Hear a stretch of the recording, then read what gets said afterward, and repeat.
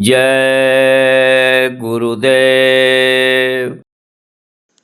परम पुरुष गुरुदेव जी, जय गुरुदेव नाम। अलख अगम के पार में करती तुम्हें प्रणाम।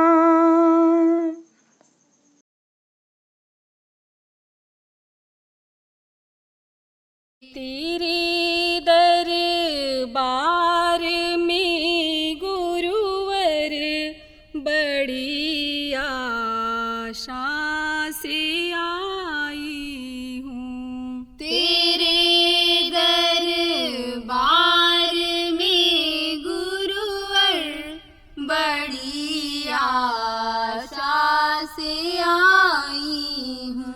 ये विनती जो हमारी है सुनाने तुमको आई हूँ। ये विनती जो हमारी है सुनाने तुमको आई हूँ। न सेवा है न साधन है, ना शक्ति है ना भक्ति है। ना सेवा है ना साधन है, ना शक्ति है ना भक्ति है। ये रोना अपना लेकर मैं सुनाने तुमको आई हूँ। ये रोना अपना लेकर मैं सुनाने तुमको आई हूँ। तेरे दरबार में गुरुवर बड़ी आशा से आई हूँ। तेरे दरबार में गुरुवर बड़ी आशा से आई हूँ। कहीं तंदुल कहीं परवेर जूठे थे मगर भगवन। कहीं तंदुल कहीं परवेर जूठे थे मगर भगवन। यहाँ तो आंसुओं का जल चढ़ाने तुमको आई हूँ। यहाँ तो आंसुओं का जल चढ़ाने तुमको आई हूँ। तेरे दरबार में गुरुवर बड़ी आशा से आई हूँ। तेरे दरबार में गुरुवर बड़ी आशा से आई हूँ।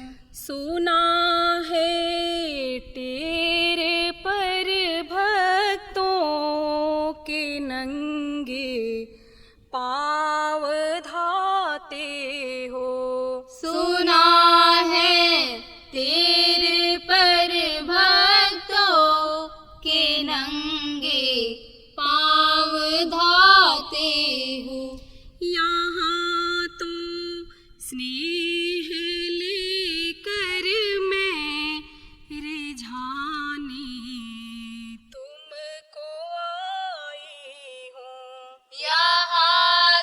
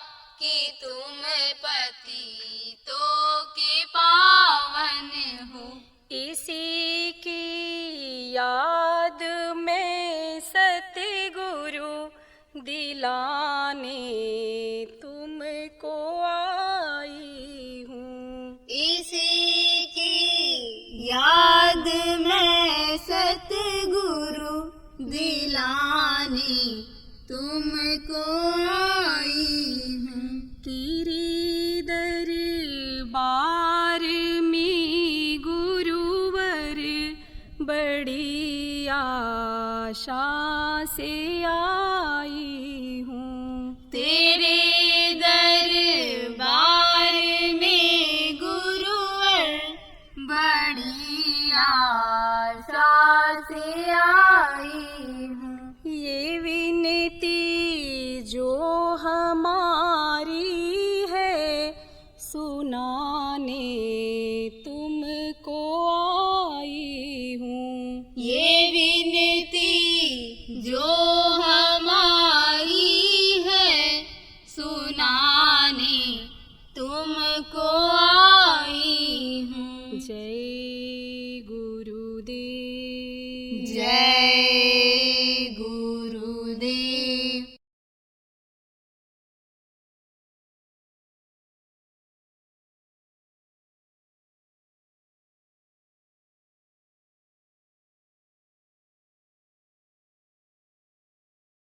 देखो हम बकरा बन गए, काट दिए गए। देखो हम चूहा बन गए, सांप ने पकड़ लिया, अब निकल रहा है, खा रहा है। मक्खी मच्छर बन गए, नरकों में देखो मार खा रहे हैं। देखो हम सड़ाए जा रहे हैं, गलाए जा रहे हैं, तपाए जा रहे हैं। जब देखता है जीव तब रोता है, चिल्लाता है और प्रभु से प्रार्थना करता है कि हमको बाहर निकालो, जल्दी से तैयार करो। बाहर निकल करके समर्थ गुरु की तलाश करेंगे, उनसे रास्ता ले करके दिन रात भजन करेंगे।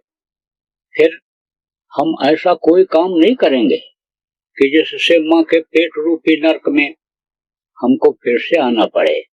हम आपके पास पहुंच जाएंगे, जहां से आप हमको भेजे हो, जो हमारा वास्तविक घर है, हम वहां इस आत्मा को अपने पहुंचा देंगे। अब आपसे पूछा जाए आपका घर कहाँ है, तो आप तो जहाँ रहते हो, जिस गांव में, जिस कस्बे में, जिस शहर में, वही बताओगे। लेकिन सोचो आप कुछ लोग ऐसे भी हो कि जो अपने पिताजी दादाजी के बनवाए हुए घर में रहते हो, वो भी कहते रहे ये घर मेरा, ये घर मेरा, ये घर मेरा, और मेरा मेरा कहते कहते चले गए। सोचो ये घर आपका कैसे हो सकता है? ये आपका घर नहीं है। आपका घर ऐसी जगह है कि जहां आप पहुंच जाओगे तो वापस फिर इधर नहीं आना पड़ेगा, और नहीं तो इस परिवर्तनशील संसार में लौट लौट 84 आया, लौट लौट करके 84 में आना पड़ेगा। स्वर्ग और वैकुंठ भी आप पहुंच जाओगे तो पूरी जब क्षीण हो जाएगा तो पूरी क्षीण मृत्यु लोक है, इसी मृत्यु लोक में आना पड़ेगा। तो अब आप ये समझो कि प्रार्थना उस समय माँ के पेट में अपने लोग जितने भी लोग थे सब करते रहे, लेकिन समय निश्चित होता है। ये मकान सामने जो बना हुआ है, 2 साल में बनने वाला मकान 1.5 साल में तो आप बना सकते हो। दिन रात काम लगा करके आप मकान को जल्दी तैयार कर सकते हो। लेकिन ये जो मकान 5 तत्वों का, जल पृथ्वी अग्नि वायु और आकाश से बना हुआ ये जो शरीर है, इसके बनने में 9 महीना तो लगता ही लगता है। 9 महीने की तकलीफ तो माँ के पेट में झेलनी ही पड़ती है। और उसके बाद में जब माँ के पेट से बाहर बच्चा निकलता है तो देखो रोता हुआ पैदा होता है। क्यों रोता है? कोई डॉक्टर, वैज्ञानिक, पंडित, मुल्ला, पुजारी नहीं बता सकते क्यों रोता है। आपको बताता हूं क्यों रोता है। दर्शन होना हो जाता है बंद। किसका? प्रभु का। क्योंकि ये काल और माया का देश है, माया का पर्दा पड़ जाता है। माया किसको कहते हैं? और तुमको माया कहा गया, रुपया पैसा को माया कहा गया। देखो दुनिया इसी के पीछे दौड़ रही है, इसी के पीछे लोग झूठ बोल रहे, बेईमानी कर रहे, खून कत्ल तक कर दे रहे हैं, ईमान और धर्म को बेच दे रहे हैं। तो अब आप ये समझो कि माया का पर्दा तुरंत पड़ता है और बराबर पड़ा रहता है, और बल्कि वो और मोटा होता जाता है। तो जैसे पर्दा पड़ा और दर्शन होना बंद हुआ, तैसे चिल्लाता है कहाँ कहाँ कहाँ कहाँ कहाँ पहुंच गए। दूसरी बात आपने और सुना होगा, कहते हुए लोगों को कि नंगे पैदा हुए हो और नंगे करके भेज दिए जाओगे। तो बात तो सही है, नंगा ही पैदा होता है बच्चा, और आखिरी वक्त पर शमशान घाट भेजते समय भी बदन पर जो भी कुछ रहता है सब उतार लेते हैं, ऐसे नंगे ही भेजते हैं। कहते हैं क्या लेकर तू आया जग में, क्या लेकर तू जाएगा, सोच समझ ले रे मन मूर्ख, आखिर में पछताएगा। तो कहा कि न कुछ लेकर आए हो न कुछ लेकर जाओगे। तो लेकर तो जा नहीं सकते हो, क्योंकि इतना पतला रास्ता है वो, जिससे जीवात्मा माँ के पेट में उतारी गई, तो उसको आप देख नहीं सकते हो।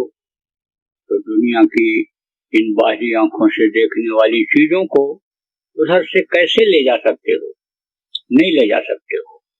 आप समझो ये भी बिल्कुल सत्य है कि जिधर से ये जीवात्मा डाली जाती है पिंड के अंदर, उसी तरफ से निकाली भी जाती है, निकलती भी उसी तरफ से है, उसी तरफ से निकलती भी है। तो ले तो नहीं जा सकते हो, लेकिन लेकर आए हो तो कहाँ रख कर लाए? कोई अटैची बैग लेकर आए माँ के पेट से, कि सूट बूट पहन कर आए? किसी भी राजा महाराजा का बेटा, मंत्री प्रधानमंत्री राष्ट्रपति का बेटा, आप बता दो कि कुछ सूट बूट पहन करके आया हो? सब नंगे पैदा हुए। तो अब लाए तो हो, क्या लेकर के आए हो? सब कुछ लेकर आए। कहाँ लेकर आए? मुट्ठी में लेकर आए। जितने भी लोग पैदा होते हैं, जितने भी बच्चे दुनिया में पैदा होते हैं, सब मुट्ठी बांध करके पैदा होते हैं और हाथ फैला कर चले जाते हैं। सिकंदर बादशाह का मौत जब आया तो मौत के समय पता चल जाता है, एहसास हो जाता है आदमी को कि अब हमारा बचना मुश्किल है। गांव के लोग पहचान जाते हैं ये बचेगा नहीं। जैसे पैर के ऊपर ऐसे हाथ रखे, कैसे कहते हैं अरे भाई पैर तो ठंडा हो गया, हाथ के ऊपर हाथ जैसे रखे, अरे बोले हाथ भी ठंडा हो गया। जब सिमटाव होता है नीचे से, तब ये सब ठंडा पड़ता जाता है, ये सुस्त होता जाता है। जीवात्मा यहाँ बैठी हुई है, इसी के ताकत से यानी ये पूरा शरीर चल रहा है। इसमें चक्र है, आप ये समझो यहाँ पर कंठ चक्र है, यहाँ ये हृदय चक्र कहा गया, यहाँ नाभि चक्र है, तो ये इंद्रिय चक्र है, और जहाँ से मल त्याग करते हो गुदा चक्र है। ये चक्र ही शरीर को चलाते हैं। और जीवात्मा की जो प्रकाश है, जीवात्मा की जो ताकत है, वो आंख से, कान से, मुंह से होते हुए यहाँ पर कंठ चक्र पर आती है। इंगड़ा पिंगड़ा सुषुम्ना, ये तीन प्रमुख नाड़ियां हैं, और 72,000 नाड़ियां पूरे बदन में हैं। 3 नाड़ियों के द्वारा ही गुदा चक्र पर ताकत आती है, और गुदा चक्र से फिर वापस होती है। गुदा चक्र नीचे के स्थानों को चलाता है। वो चक्र जब रुक जाता है तो ये हाथ पैर सब ढीले पड़ जाते हैं, और प्राण 10 प्रकार के, 5 प्रकार के नीचे की तरफ के हैं, और 5 प्रकार के प्राण ऊपर की तरफ हैं। 5 प्रकार के प्राण ऊपर भी चले जाते हैं। तो 5 जब ये नीचे रहते हैं तो होश रहता है जीवात्मा को।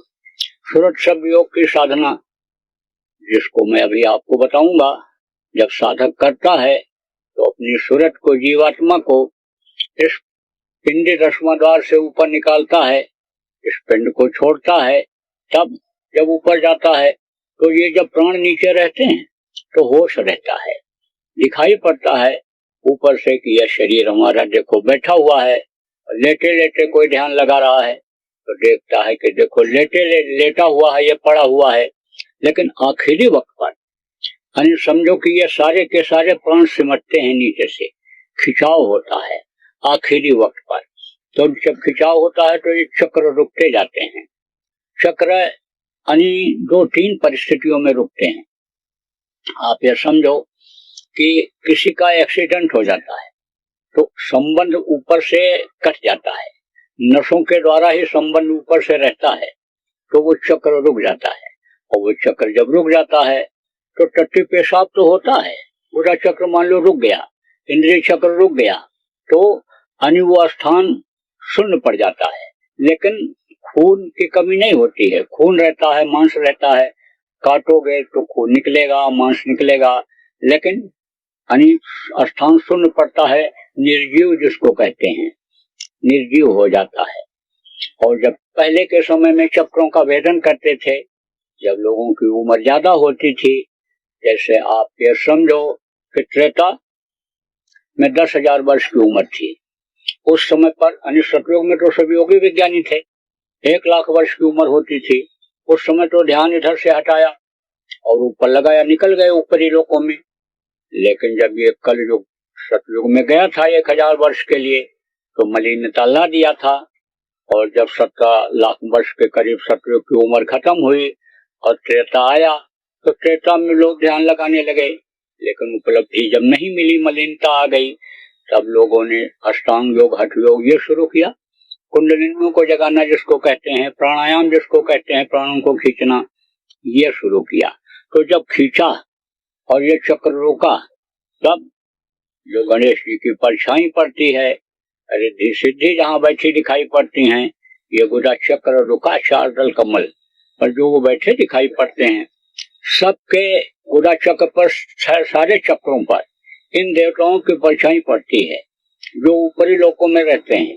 जब सृष्टि की रचना हुई, 33 करोड़ दुर्गा, 10 करोड़ शंभु बैराट के साथ जब बनाए गए, तो सबको अलग अलग स्थान मिल गया, लोक इनका बन गया, सबकी परछाई इन पर पड़ती रहती है।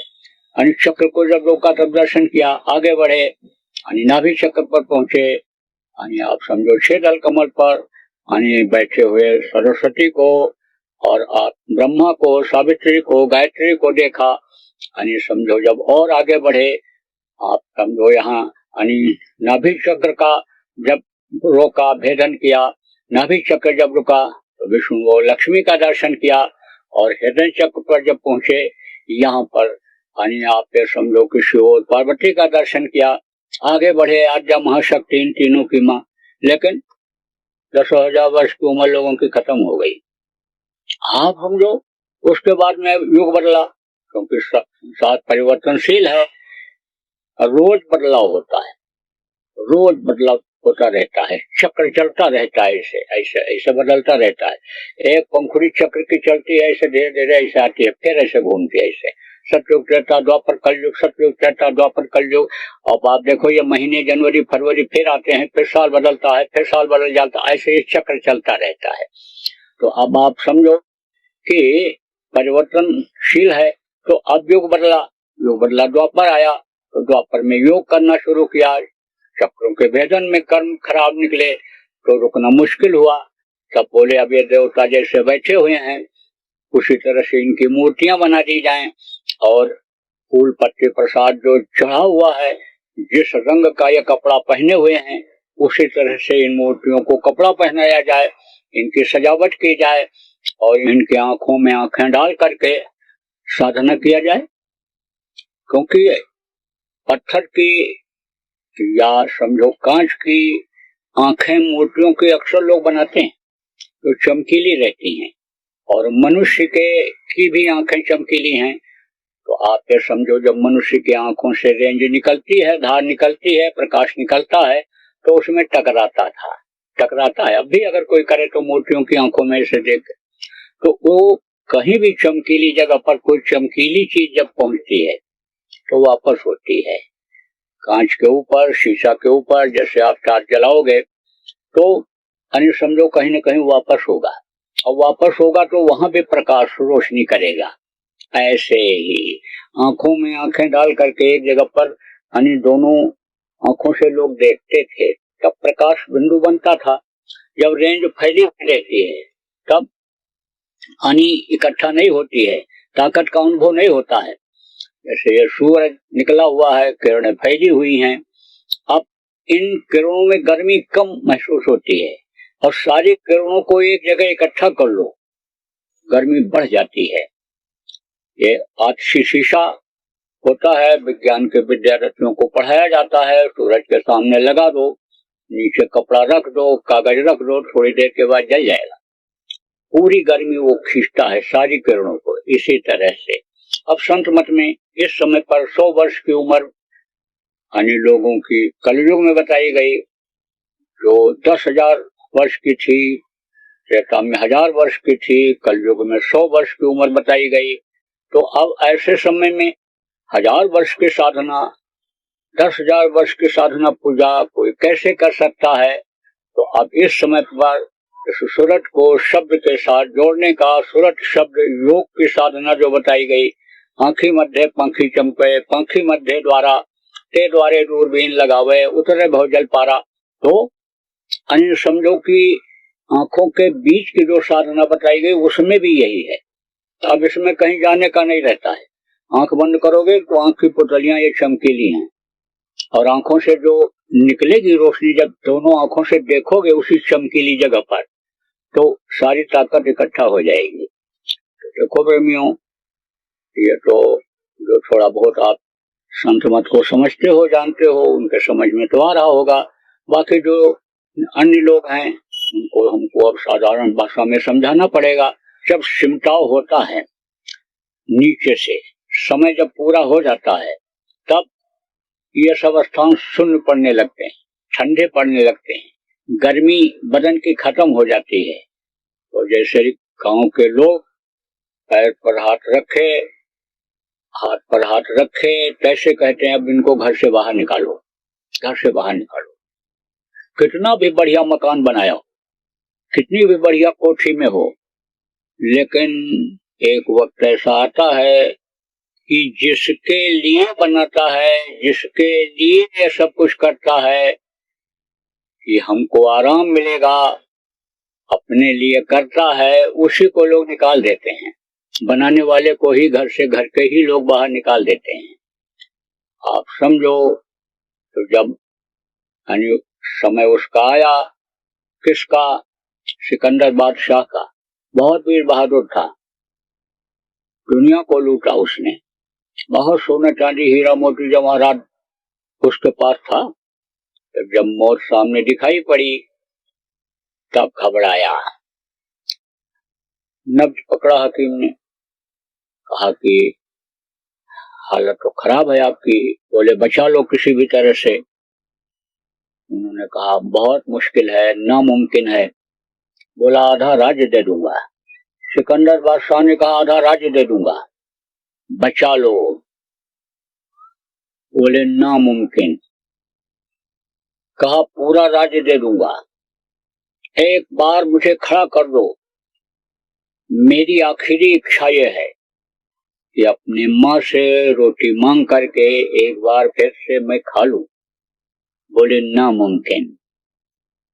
अब आप सोचो, आप कहते हो रिश्तेदारी लगा लो, ये बड़े आदमी हैं, ये अच्छे वहदे पर हैं, ये मंत्री मिनिस्टर हैं, इनसे दोस्ती कर लो, ये समाज के मुखिया हैं, ये हमारा लड़का है, पहलवान है, बलवान बना लो इसको। लेकिन आखिरी वक्त पर देखो, किसी के कोई काम आता है? कोई? सब खड़े रहते हैं। वो जो जल्लाद आते हैं निकालने के लिए इस जीवात्मा को, जिनको यमराज का दूत कहते हैं, लिंग शरीर में होते हैं, इन बाहरी आंखों से दिखाई ही नहीं पड़ते हैं। मरने वाले को तो दिखाई पड़ते हैं, जब मारते हैं तो रोता है, चिल्लाता है, कहता देखो ये नोच रहे हैं, मार रहे हैं, ये जला रहे हैं, देखो ये बांध रहे हैं, देखो ये डरवा रहे हैं, काका चाचा नाना मामा बचाओ। लेकिन कोई बचाने वाला नहीं होता है। कहते हैं ना, आस पास योद्धा खड़े, तभी बजाओ गाल, और महल से हमको ले चलो, ऐसे काल कराल। तो आप समझो आखिरी वक्त पर कोई नहीं बचा सकता, और किसी का जोर, कोई जोर जबरदस्ती, कोई दवा इलाज नहीं काम करता है। आप समझो कि कर्मों की सजा जब मिलने लगती है तो कोई कितना बड़ा आदमी क्यों न हो, जब सजा मिलने लगती है तो दवाई फायदा नहीं करती है। कितनी कीमती दवा खा ले, कितना बढ़िया डॉक्टर को दिखा ले, लेकिन कर्मों की सजा से बच नहीं सकता है। आप देखो, इसीलिए तो कहा जाता है बुरे कर्म से बचो।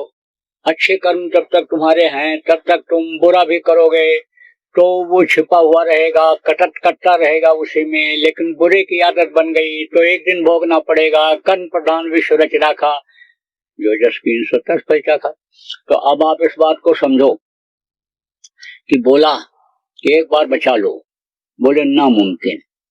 तब बोला कि जब पैदा हुआ था तो दोनों हाथ की मुट्ठी बांध करके आया था, पैदा हुआ था, बंधी हुई थी। पैर के अंगूठे को पकड़ करके जब मुंह में डाला तो दुनिया की पहचान हुई। पढ़ाई लिखाई किया अपने बल पौरुष पर, यानी फौज फाटे तैयार किए, लड़ाई किया, लूट पाट करके लाया, खजाना भर लिया। लेकिन अब सब कुछ छोड़ करके जा रहा हूं। तो जब मेरा जनाजा निकले, मेरी अर्थी निकले, तब मेरे दोनों हाथ मेरी अर्थी से जनाजे से बाहर निकाल देना और कहना है दुनिया वालों, देखो ये सिकंदर बादशाह जा रहा है, यह सिकंदर बादशाह जा रहा है, ये विश्व विजेता जा रहा है। इसके लिए यानी कोई भी चीज काम नहीं आई, ये हाथ फैला के जा रहा है। मुट्ठी बांध कर पैदा हुआ था, हाथ फैला के जा रहा है। कहे दुनिया वालों, तुमको भी इसी दिन जाना पड़ेगा, इससे तुम होश में आ जाओ। यानी तो आपको इस बात को समझने की जरूरत है प्रेमियों कि हाथ फैला करके ही जाते हैं, मुट्ठी बांध कर तो आते हैं, हाथ फैला करके ही जाते हैं। शमशान घाट पर देखो लोग जाते हैं तो उस समय पर बहुत अच्छी अच्छी बातें करते हैं, भूल जाते हैं घर को। धंधा बिजनेस व्यापार की कोई बात नहीं करता है, सब नसीहत वाली ही बात करते हैं। कहते हैं देखो क्या गया इनके साथ, सब कुछ यहीं छूट गए, नंगा छोड़ गए, नंगा रह करके, भूखा रह करके धन कमाया, मकान बनाया, बाल बच्चों को पढ़ाया लिखाया, रोजी रोजगार में लगाया। सब कुछ होते हुए भी, धन पुत्र परिवार मान प्रतिष्ठा इज्जत सब कुछ होते हुए भी देखो इनके साथ कोई चीज गई नहीं, कोई चीज इनका साथ नहीं दिया।